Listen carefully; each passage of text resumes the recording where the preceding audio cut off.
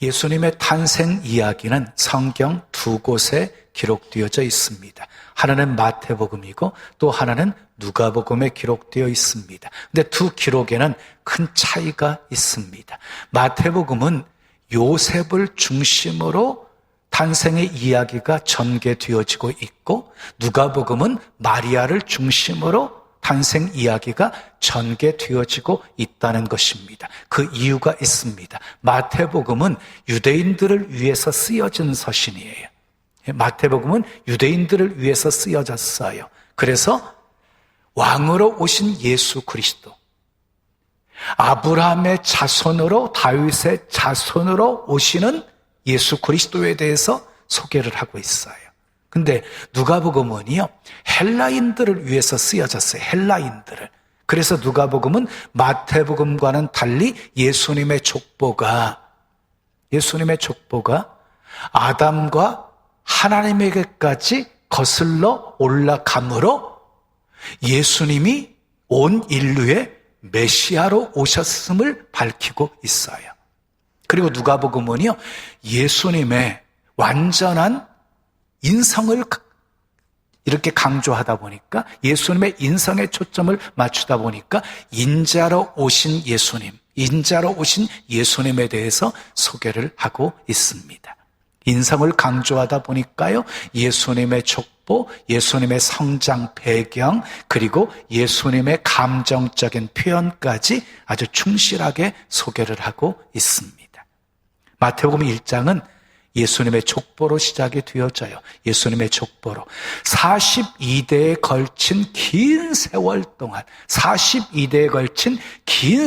동안, 누가 누구를 낳고 이것이 반복되어져 족보가 소개되어져 있습니다. 여러분, 누가 누구를 낳고 하는 것이 뭐가 그리 중요해서 그것도 신약 성경 시작하는 제일 처음부터 예수님의 족보를 기록하고 있는 것일까요? 누가 누구를 낳고 하는 이 족보 얘기를 통해서 정말 주님이 우리에게 무엇을 말씀하시고자 하시는 걸까요?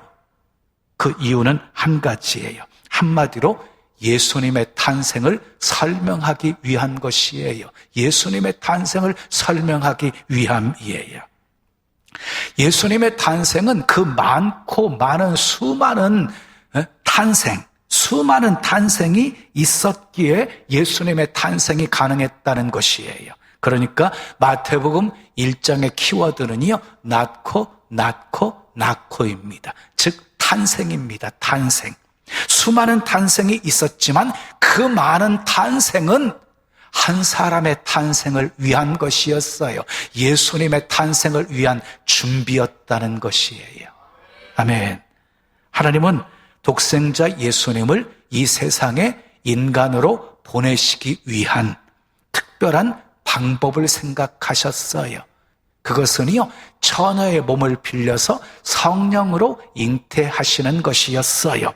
그래서 마리아를 택하셨고, 그리고 아브라함의 자손, 다윗의 자손으로 태어나야 했기에 요셉을 택하셨던 것이에요.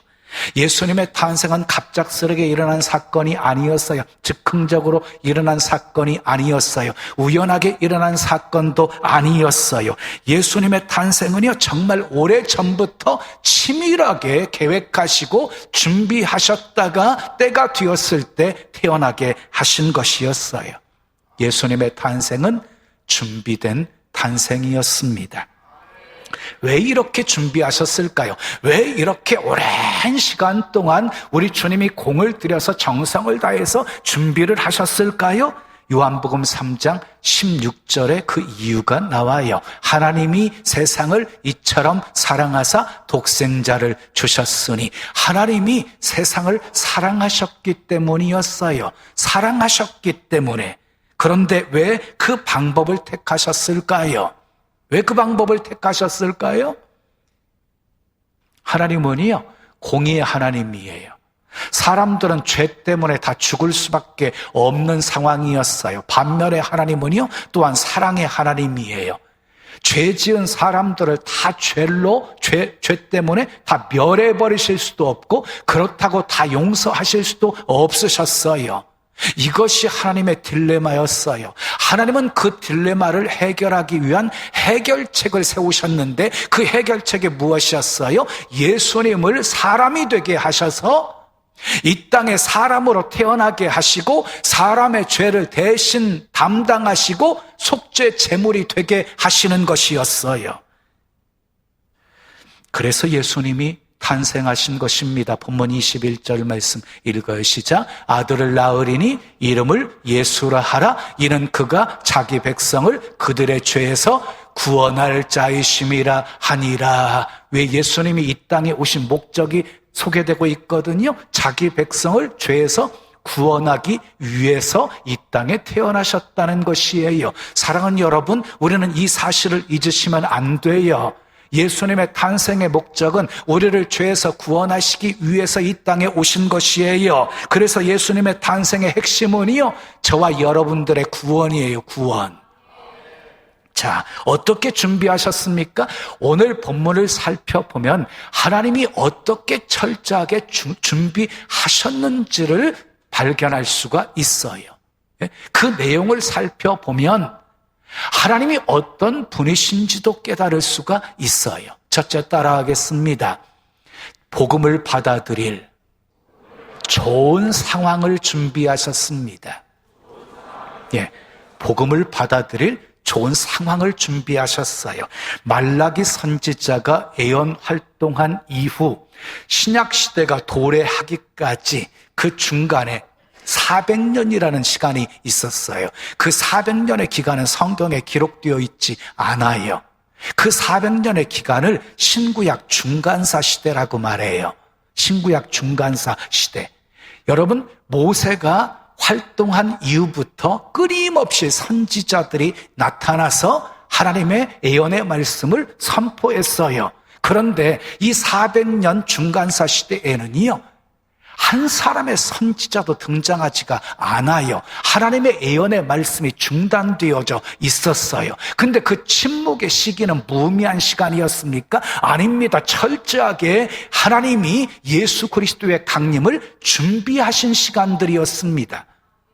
그 침묵의 시기, 400년을 침묵의 시기라고도 하거든요. 그 침묵의 시기 동안 알렉산더 대왕이 등장해요. 알렉산더 대왕 너무 잘 아시지요? 알렉산더 대왕이 세계를 제패를 하면서요, 세계를 제패하면서 헬레니즘 문화가 형성이 되어져요.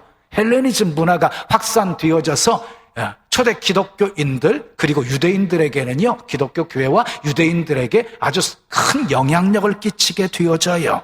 자, 세계가 하나의 문화권이 되어져요. 세계가 하나의 문화권이. 그리고 세계가 하나의 언어, 헬라어를 사용하게 되어져요. 그러니까 복음이 전파되기 너무너무 좋은 상황을 만들어지게 되어진 거지요. 로마 시대 때 도로가 건설되어지면서 그 도로도 복음을 전파하기 너무너무 소중하게 유용했지만 언어의 통일은 기독교 전파의 견인차 역할을 하게 되어지거든요. 그리고 프톨레미 왕조 때 히브리 성경이 헬라어 성경으로 번역이 되어져요. 그래서 헬라어를 다 사용하고 있었기 때문에 누구나 쉽게 성경을 읽을 수가 있게 되어진 것이에요. 그것이 그 유명한 70인역이에요. 70인역. 자, 하나님은 400년의 이 침묵 기간에 예수 그리스도의 강림을 완벽하게 준비하셨습니다. 그리고 때가 참에 예수님을 이 땅에 보내셨습니다. 갈라디아서 4장 4절에 보면은요, 때가 참에 하나님이 그 아들을 보내사 여자에게서 나게 하셨다 하고 말씀하고 있어요. 여기서 때가 참에라는 말은요, 문화적으로, 종교적으로, 정치적으로 좋은 상황이 되었을 때를 말하는 것이에요. 사람들이요, 한결같이 목마르고 갈급함 속에서 메시아를 갈망하고 있을 때를 말하는 것이에요. 복음을 받아들이기 너무너무 좋은 상황을 말하는 것이에요. 때가 참에 하나님은 아들 예수님을 여자에게서 나게 하셨습니다. 하나님은 이처럼 상황 속에서 섭리하시는 분이십니다. 그러므로 여러분 어떤 상황 속에서도 낙심하지 마십시오. 두려워하지 마십시오. 그 상황을 다스리시는 하나님을 바라보십시오. 아멘. 이스라엘 백성들 보세요. 앞에는 홍해, 뒤에는 애국 군대가 추격해오는 상황 속에서 심히 두려워하면서 원망하기 시작해요. 무엇을 보았기 때문이었어요? 상황만 보았기 때문이었어요. 근데 모세는 똑같은 상황 속에서도요, 하나님의 구원을 선포해요. 무엇을 보았기 때문이었어요? 그 상황을 섭리하시는 하나님을 보았기 때문이었어요. 사랑하는 여러분, 때로 하나님은 우리의 부르짖음에 침묵하실 때도 있습니다. 그러나 그때에도 하나님은 여전히 우리를 사랑하십니다. 아멘. 여전히 우리를 위해서 일하고 계십니다. 아멘. 복음성가에 이런 찬양이 있어요. 너무 견디기 힘든 지금 이 순간에도 주님이 일하고 계시잖아요. 저는 이 찬송에서요, 가장 감격스러운 장면이 이 장면이에요. 너무 견디기 힘든 지금 이 순간에도 주님이 나를 위해서 일하고 계신다. 여러분, 여러분들이 견디기 힘들어하는 그 순간에도 주님은 일하고 계심을 믿으십시오. 하나님은 400년의 침묵 시간에도 복음을 받아들일 좋은 상황을 준비하고 계셨습니다. 자, 두 번째 따라요. 필요한 사람을 준비하셨습니다. 자, 하나님은 이스라엘 백성들의 출애굽을 위해서 누구를 준비하셨어요? 모세를 준비하셨지요. 가나안 땅 정복을 위해서는 누구를 준비하셨어요? 여호수아를 준비하셨지요. 하만의 손에서 유대인을 구원하시기 위해서 누구를 준비하셨어요? 에스더를 준비하셨지요. 바벨론 포로 생활 속에 있는 유대인들을 다시 예루살렘으로 귀환시키기 위해서 누구를 준비하셨어요? 고레스 왕을 준비하셨지요. 물론 예수님의 탄생을 위해서도 하나님은 여러 사람들을 준비하셨어요. 마리아도 준비하셨고, 요셉도 준비하셨고, 동방 박사들도 준비하셨고, 그리고 들에서 양을 치던 목자들도 준비하셨습니다. 사실 마리아가요, 천사를 통해서 수태고제를 받았을 때 네가 아들을 낳을 것이다 라고 말했을 때 얼마나 황당했을까요? 그래서 이렇게 질문하지요. 나는 남자를 알지 못하는데 어떻게 그런 일이 내게 일어날 수 있느냐고. 당연한 질문이었죠. 남자를 알지 못하는데 어떻게 아이를 잉태해요? 있을 수가 없는 일이죠. 근데 천사가 이렇게 대답을 합니다. 대저 하나님의 모든 말씀은 능치 못하심이 없느니라. 그러자 마리아가 대답을 합니다. 주의 여종 이온이 주의 말씀대로 내게 이루어지이다. 이 고백은 대단한 용기 있는 고백이었습니다. 죽음을 각오한 고백이었습니다. 예수님은 이처럼 마리아를 준비하셨습니다. 근데 요셉도 준비된 사람이었어요. 어느 날 요셉은 약혼한 정혼한 마리아가 아이를 가졌다는 사실을 알게 되어져요. 얼마나 생각이 많았겠어요. 예? 화도 났을 거예요. 흥분도 했을 거예요. 예? 공개 재판을 열어서 규명할 수도 있었어요. 근데 그러면은 마리아가 돌에 맞아 죽는 거예요. 그래서 요셉은 고심하다가 결심을 해요. 본문 19절 말씀 읽어요. 시작. 그의 남편 요셉은 의로운 사람이라 그를 드러내지 아니하고 가만히 끊고자 하여, 여러 가지 생각을 하다가 가만히 끊고자 했어요. 마리아를 향한 배려였어요. 그런 이 요셉의 행동을 성경은 의로운 사람이라고 평가를 하고 있는 것이에요. 그때 하나님이요 개입을 하십니다. 본문 20절 말씀 읽어요. 시작. 이 일을 생각할 때에 주의 사자가 현몽하여 이르되 다윗의 자손 요셉아, 내 아내 마리아 데려오기를 무서워하지 말라. 그에게 잉태된 자는 성령으로 된 것이라. 요셉이 가만히 끊고자 했을 때 주의 사자가 꿈속에 나타나가지고 내 아내 마리아 데려오기를 무서워하지 말라. 성령으로 잉태된 것이다. 그래서 이 요셉이 잠에서 깨어나서 주의 분부대로 아내 마리아를 데려오게 되어집니다. 아들을 낳기까지 동침하지 않았습니다. 아들을 낳은 후에 이름을 예수라고 지었습니다. 그리고 헤롯이 아기를 죽이려고 하자 이 아이를 들쳐업고 예굽으로 도망가게 되어집니다. 그러니까 요셉은요, 충실하게 자기에게 맡겨진 사명을 수행하고 있는 모습을 보게 되어지지요. 사랑하는 여러분, 하나님의 섭리를 이루는 길목에서, 하나님의 구원사가 이루어지는 길목에서 마리아와 요셉은 멋지게 쓰임받고 있는 것입니다. 사랑하는 여러분, 하나님은 필요한 사람을 준비하십니다. 그리고 일하게 하십니다. 성경을 보십시오. 모세에게는 아론과 훌, 여호수아, 갈렙을 붙여 주셨습니다. 엘리야에게는 엘리사를 붙여 주셨습니다. 그리고 바울에게는요, 실라, 디모데, 그리고 바나바, 브리스길라와 아굴라 등 수많은 사람들을 붙여주셔서 일하게 하셨습니다. 제 목회에도 하나님은 필요한 사람을 제때에 붙여서 일하게 하셨습니다.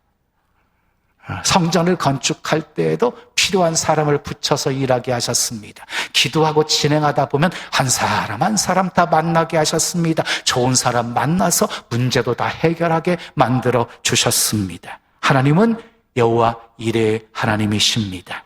병든 자에게는 건강을 준비하시고, 아멘. 슬퍼하는 자에게는 하늘 위로를 준비하시고, 갈등과 번민에 사로잡힌 사람들에게는 자유를 준비하시고, 지치고 피곤한 심령에게는 새 힘을 준비하시고, 근심 있는 사람에게는 평강을 준비하시고, 죄로 괴로워하는 사람에게는 죄사함의 은총을 준비하시고, 가난에 지친 사람에게는 부요함을 준비하시는 분이십니다. 믿으시면 크게 아멘. 여러분들이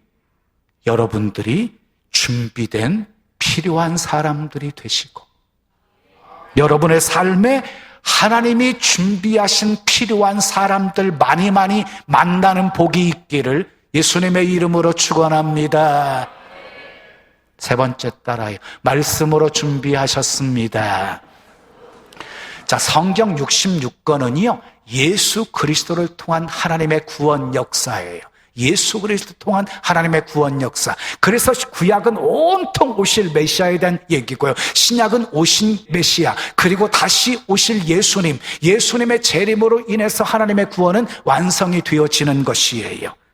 그런데 이 놀라운 하나님의 구원 역사는요, 언약으로 주어져요. 언약으로. 최초의 언약이 여자 후손 언약이에요. 자, 창세기 3장 15절 말씀입니다. 함께 읽어요. 시작. 내가 너로 여자와 원수가 되게 하고 너의 후손도 여자의 후손과 원수가 되게 하리니 여자의 후손은 내 머리를 상하게 할 것이요 너는 그의 발꿈치를 상하게 할 것이다. 여자의 후손 언약으로 애언이 시작되어진 거예요. 애언이. 그리고 그 애언이 이사야 시대에 와서 이사야 7장 14절에 보면은 보라 처녀가 잉태하여 아들을 낳을 것이요 그 이름을 임마누엘이라 하리라 하고 좀 더 그 애언이 구체화되어졌어요. 자, 이렇게 하나님은요 말씀으로 예수님의 탄생을 준비하셨습니다. 그리고 오늘 본문에 와서는 마리아가 성령으로 잉태하여 아들을 낳을 것이라고 말씀하십니다. 그리고 마침내 그 예언은 성취가 되어집니다. 본문 22절, 23절 말씀 읽어요. 시작. 이 모든 일이 된 것은 주께서 선지자로 하신 말씀을 이루려 하심이니 이르시되 보라 처녀가 잉태하여 아들을 낳을 것이요 그의 이름은 임마누엘이라 하리라 하셨으니 이를 번역한즉 하나님이 우리와 함께 계시다 함이라. 요셉은 알고 있었어요. 천사를 통해서 알고 있었어요. 지금 되어지는 일들이 어떻게 되어지는 일들을 이제 알고 있었어요. 자기가 어떻게 행동을 해야 할지도 알고 있었어요. 말씀의 안내를 받았기 때문이었어요. 사랑하는 여러분, 하나님은 우리를 위해서도 말씀을 준비하시는 분이십니다. 말씀을 통해서 소망도 주시고 용기도 주시고 아멘, 믿음도 주시고 담대함도 주시는 분이십니다. 그러므로 위기 때 우리에게 가장 필요한 것이 무엇입니까? 하나님의 말씀입니다. 하나님의 말씀. 히스기야는 사형 선고 받았을 때 기도했더니 하나님께서 음성을 들려주셨습니다. 내가 내 기도를 들었고 내 눈물을 보았노라. 내가 너를 낫게 하리니 내가 3일 만에 여호와의 성전에 올라갈 것이다 하는 음성을 듣게 되었어요.